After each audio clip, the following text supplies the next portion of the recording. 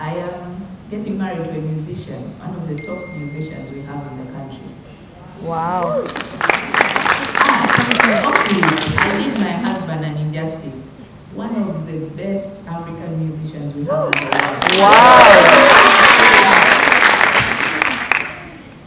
So when the news broke out that this young minister that President Museveni has just appointed is getting married to a musician, Who's the musician?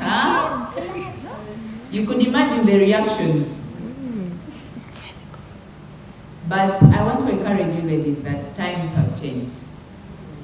In this diversity, we are frontlining Africans to compete at whatever level and in every sector.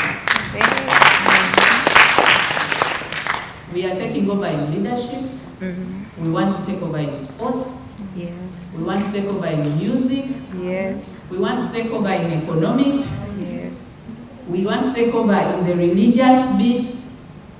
And we shall harmonize all these for a better Africa that we shall live for our children. Gone are the days when they would say Africans are only good at this. Yes. Gone are the days when they identified us as good for cheap labor. Yes. Gone are the days when they identified us as the slaves that would serve the kings. No. During our time we are saying, we are the kings and the queens, and our children shall be the princes and princesses of Africa. And we mean it to the core. Invite me to any international platform, and I would tell them, if this is not an African voice that is speaking for African problems with African tailored solutions that are going to see us reach where we want to go, then we are not speaking. We cannot be in boardrooms anymore to speak for notions that we do not understand their genesis. At least this we understand. Because we live here. And if we don't speak up, if we don't have women at the front line of this cause, then it is going nowhere. It has hit a dead end on arrival. I want to encourage you, my dear sisters, and particularly the reason I came here this morning was just for emphasis and encouragement.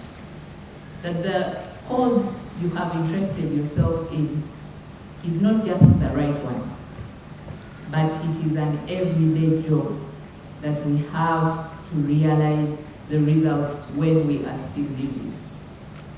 We have to testify of our fruits when we can point to them and say, you know, because of this movement, now we have African women negotiating the future of an African market.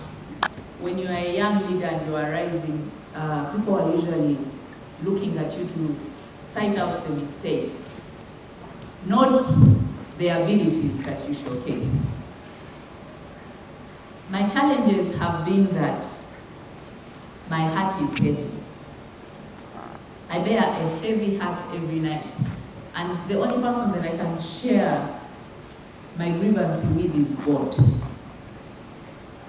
My heart weeps that I hope this opportunity of leadership that God has given me can influence a young African girl the right way. Because young people draw inspiration from a distance, and you barely know what exactly they are picking. You don't know whether they are concentrating on the exact message that you're passing or not. And that is where my problem comes from. Peer influence is so strong in our generation that if we don't capitalize on it the right way, then we are going to lose it. And there are leaders like me, like Nyamutoro, who are saying, no, our generation cannot fail.